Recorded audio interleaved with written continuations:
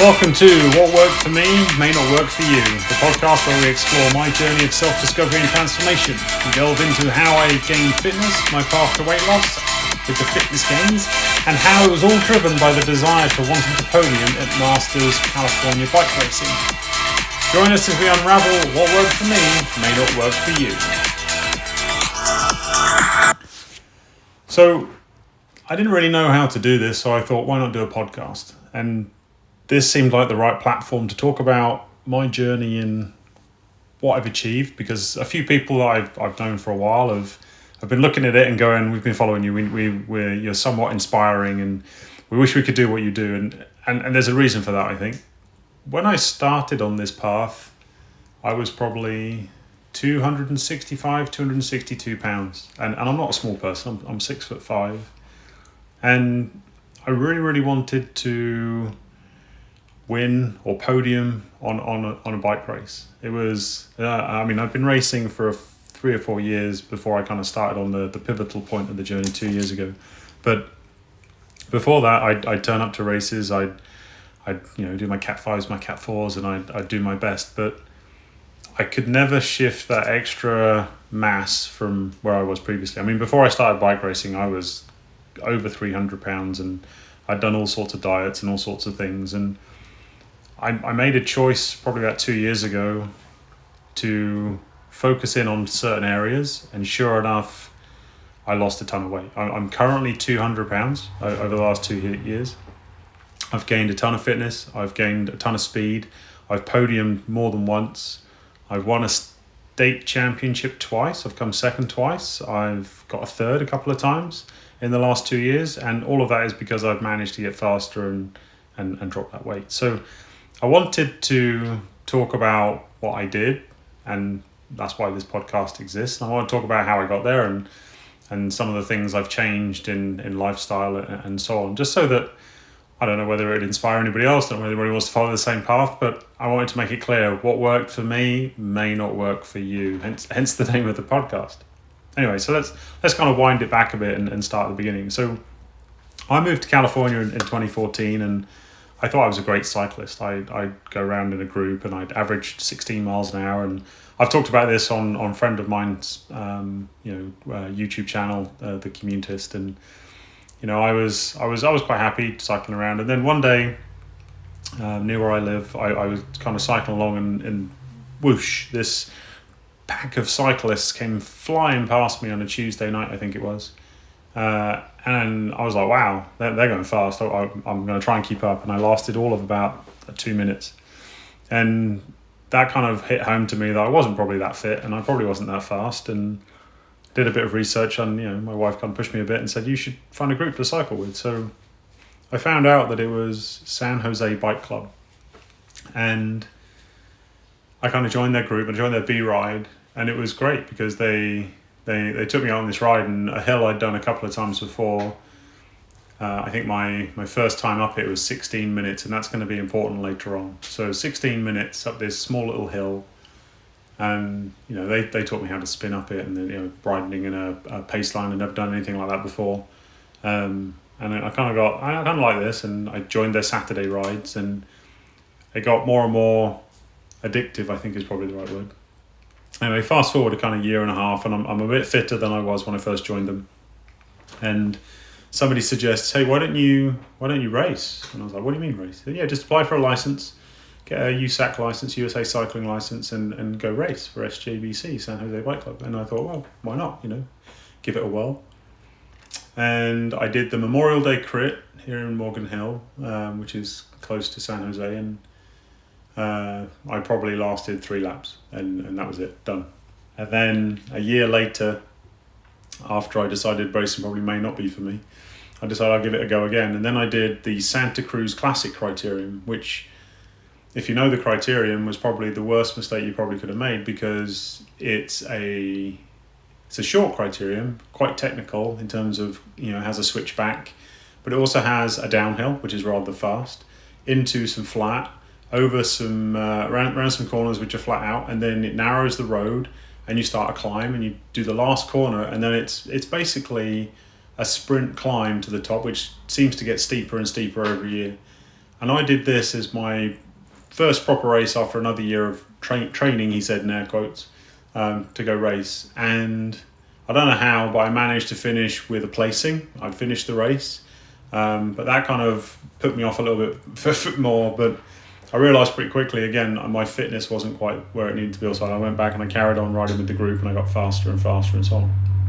And then I kind of had to start buying new equipment because, my old equipment wasn't quite aero enough, and you do all the other things. So 2015, 2016, I kind of started getting into racing a bit more seriously from I'm already somewhat old, so I'll say a masters racer from there on out. So I get into that, and sure enough, I lose a bit more weight, and it's not great. And as I said at the end of this, 2 years ago, I was around 262, and before that, I was a lot more than that. So I was quite a big fella, and I didn't like the way necessarily that I looked in my Lycra, and I was buying 2XL Lycra kits, right? So remember the figures, right? 16 minutes on my first climb up this with a group, 2XL bike kits, and I start racing. And I start getting a bit more serious, and more people come on, I meet more people, and I start to realise I need to drop the weight. Is for every pound it's a couple of watts up a hill, and so on.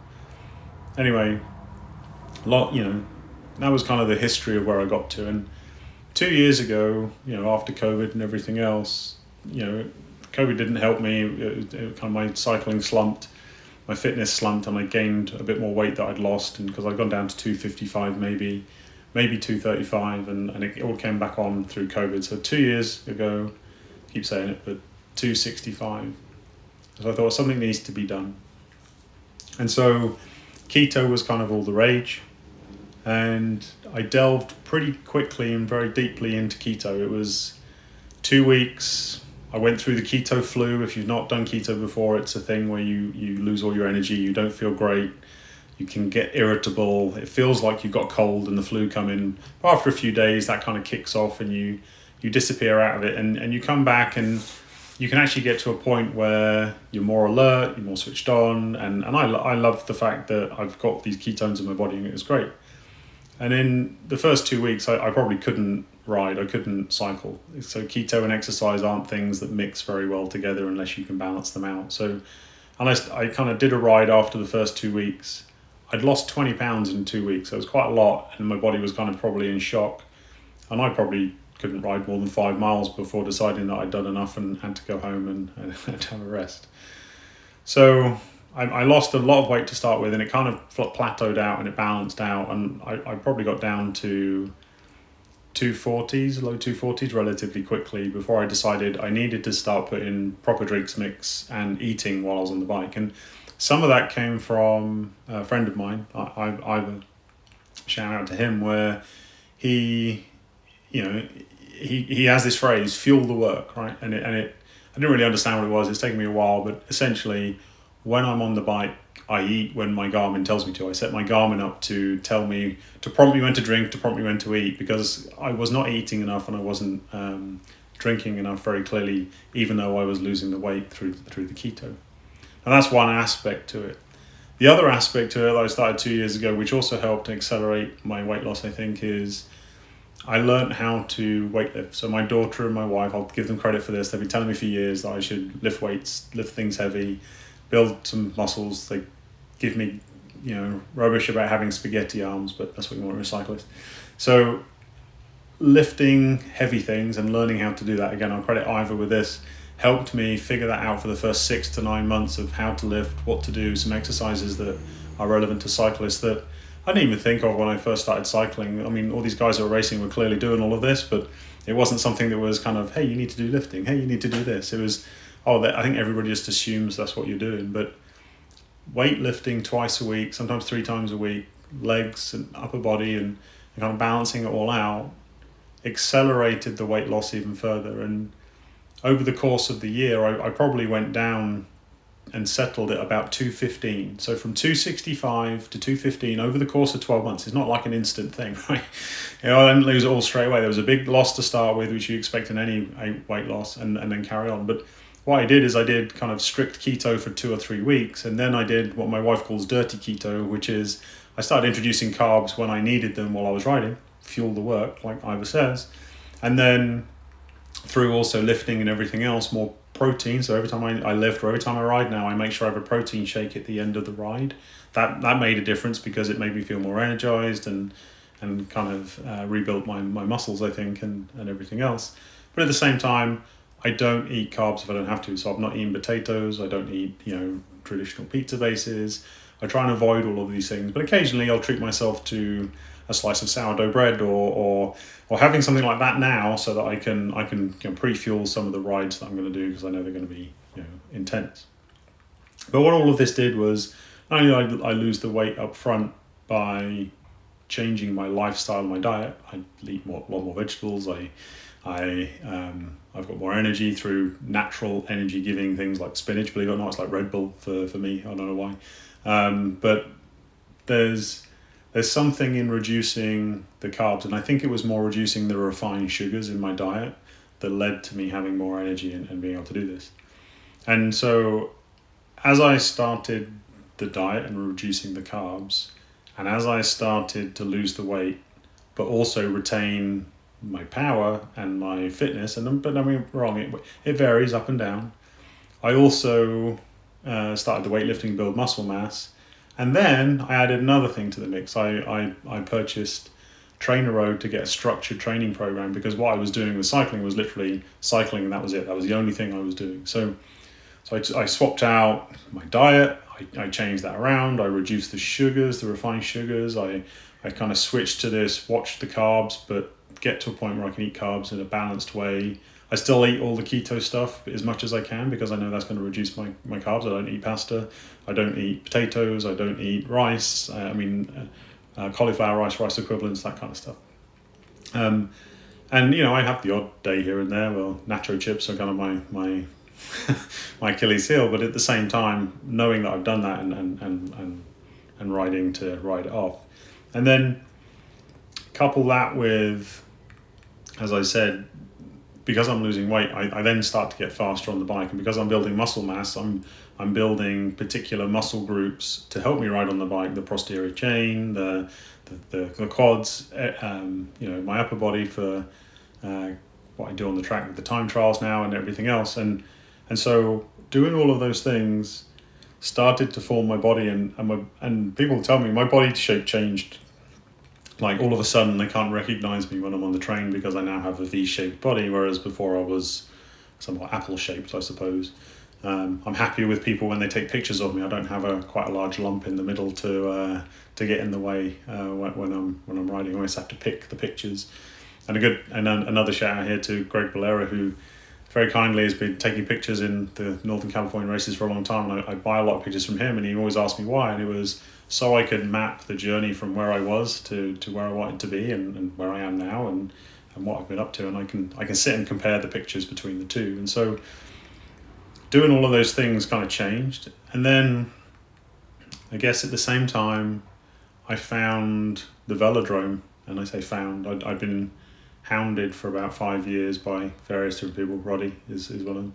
He suggested I went to the velodrome 5 years ago. So only 2 years ago I kind of took the plunge. I thought, why not? I'll try something new after COVID. I'm going to do this. And I started the velodrome, and that is great for kind of HIIT workouts, short, sharp, high power, intense rides. And I like to think I've become reasonably successful. Definitely become addicted to the track, and I've done all sorts of things now. From Madison, from Flinging Your Partner, most recently, where we took a trip down to LA, and myself and my partner won the development race down there, which was fantastic for me. To 1K time trial, 3K time trial, team pursuit, some of which I won Northern California and Northern Nevada state championships earlier in 2023. So that was kind of a goal set, as well as winning on podiums in the Omniums on Wednesday night races and so on. And part of that is because I'm able to do these intense exercises as well as anything else. The other thing I found was different rides, I set myself different goals when I was riding as I was doing all of these things. So I would go out on the blue train, which is the SJBC ride. There are two of them, there's A and a B. And over the last 3 or 4 years, I've managed to get fast enough to get to the A ride. But there were certain points, like I'd get to a small little climb that I knew was hard, and I would get dropped or I'd get out of breath. And so I would work and make sure I get to the next point, and then there'd be a next point. So I chunked the ride up into areas where I wanted to succeed. And it's only been, and what are we now? We're November in 2023 is when I'm recording this. So it's only been the last 3 weeks, October, November 2023, where I've managed to get over the last little rise on the way back to make it to the end of the ride on the A train.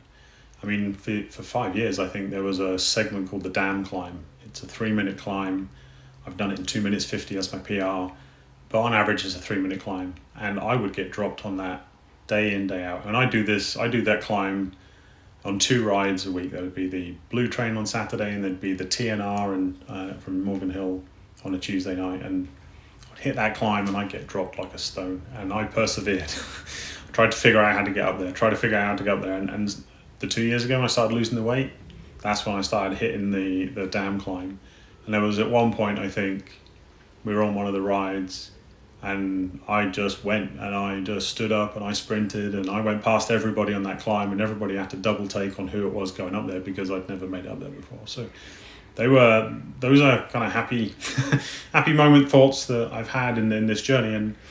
And as I said, I just chunk these riders up to kind of the next level. So I get over the dam and it's like, oh crap, how far can I get now and what do I do? So there's 2 guys on the ride, Stefan and Alex. They will tell you I ride myself out of the ride a lot. And part of that is because I'm trying to push as far as I can go for as long as I go before I do get dropped. And so it would be, there's another one, the 2 rollers. Then there'd be the next one, the solar panel.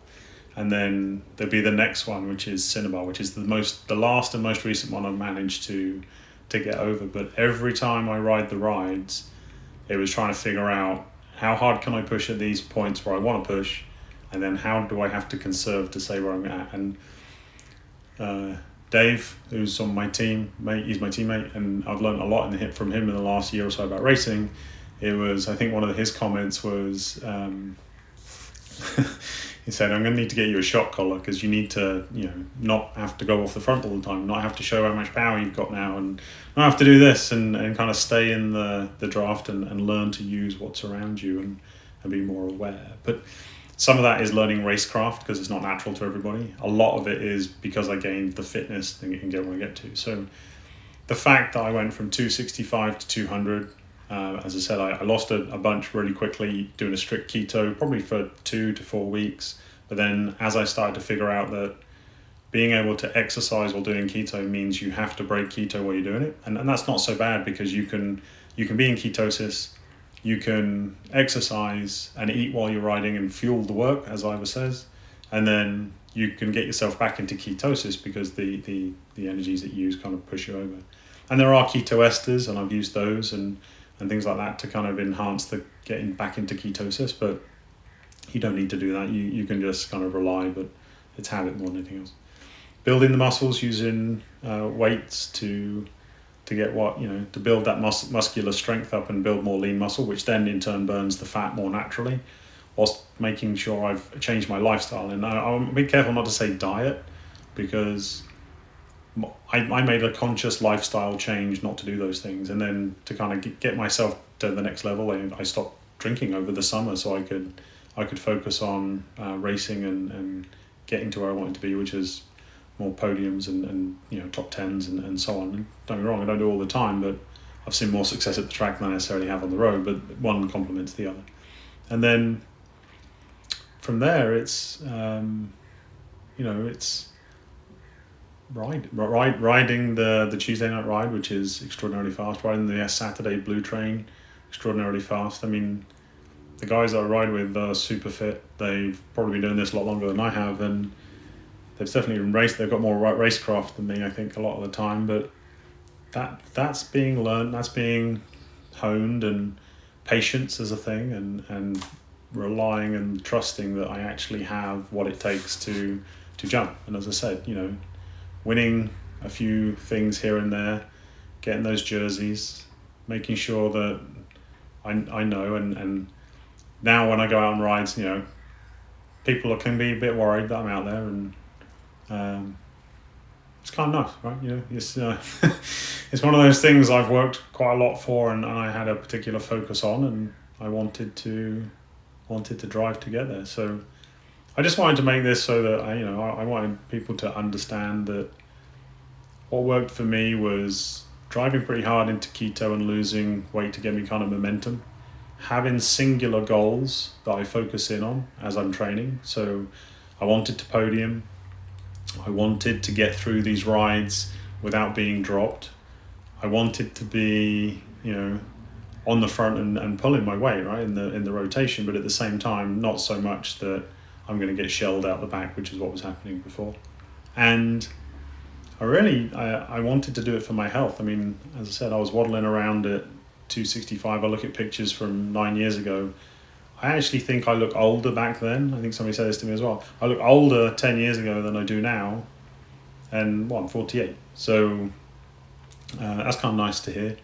And people keep asking me, what did you do? Where did you go? And it's a lot of hard work, a lot of determination, and making sure that I remember why I'm doing it, and that I want to be healthy, and that I want to win some races in the not too distant future, and get myself to ideally nationals and worlds in 2024 for the track, but remains to be seen. So yeah, this was just me deciding I wanted to do something. I could probably talk in any one of these areas in more depth, but this was kind of the introduction to, as I said, what worked for me may not work for you, but I wanted everybody to be aware of how I got here and why I'm going to do what I'm going to do. Thanks.